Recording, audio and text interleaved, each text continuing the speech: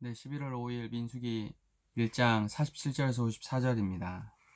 우리가 어제 1장 46절까지는 이제 12지파를 계수하는 거잖아요. 12지파에는 레위는 안 들어가고 요셉 지파가 에브라임과 므낫세로 나누어지기 때문에 12지파가 되고, 레위 지파는 이제 그 계수에 들지 않는다라고 오늘 말씀에 이야기를 합니다. 47절에 계수에 들지 않고 49절에도 계수하지 말고, 그 다음에 이스라엘 자손 계수 중에 넣지 말고 라고 이야기를 하고 있는데, 계수에 들지 않는다는 거예요. 그러니까 이제 인구조사에 들어가지 않는다는 건 무슨 말이에요?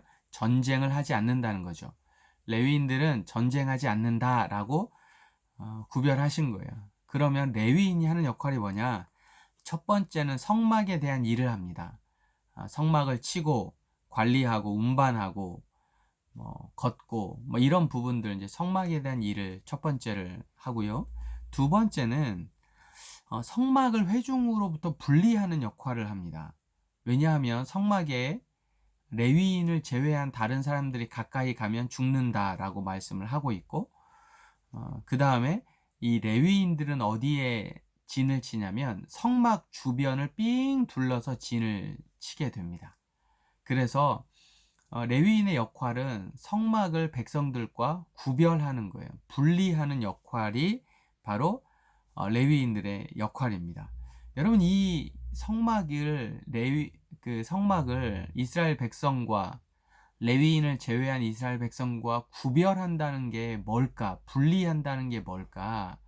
오늘은 우리가 성령이 우리와 함께 하시고 우리 안에 내주하시고 예수 그리스도께서 직접 사람의 몸으로 우리에게 찾아오셨지만, 당시의 구약 시대에는 분리하는 것이 하나님의 사랑이에요.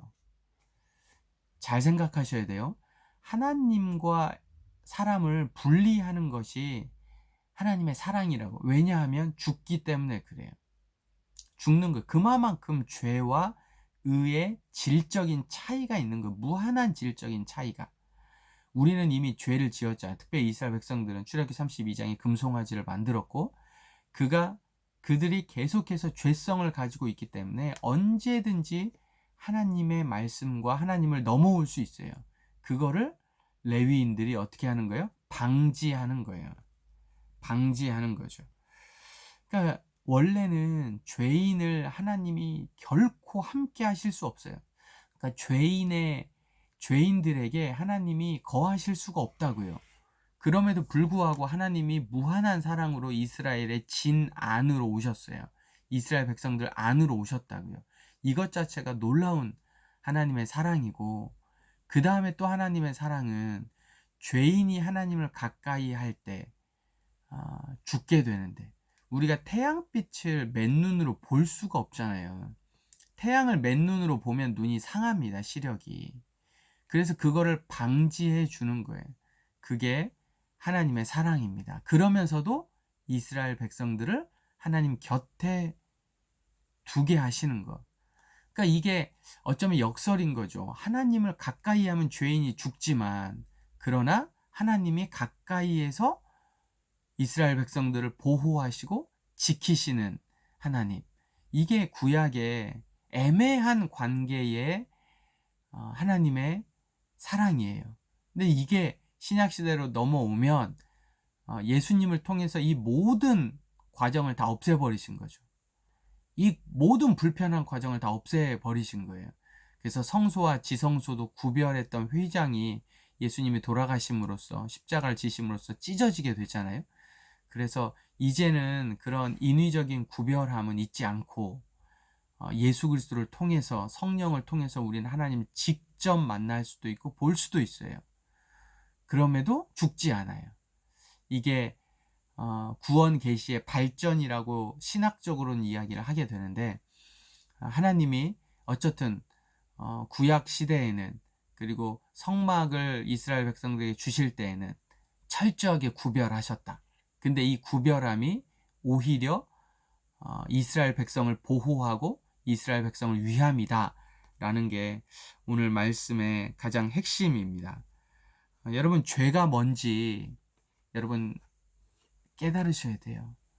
도저히 하나님과 질적인 차이, 그리고 하나님 앞에 가까이 갈 때 죽을 수밖에 없는 그 죄의 심각성, 이거를 우리가 오늘 깨달아야 되는데, 각자마다 본인이 죄라고 생각하는 것들, 이거는 도덕적인 윤리적인 것을 포함해서 하나님 외에 다른 것을 주인으로 삼는 것, 하나님 외에 다른 것에 시간을 더 많이 보내는 것, 물론 우리가 학생이기 때문에 열심히 공부하고 많은 시간을 보내야겠지만, 이 시간을 보낸다는 건 양적인 시간이 아니라 질적인 시간이에요.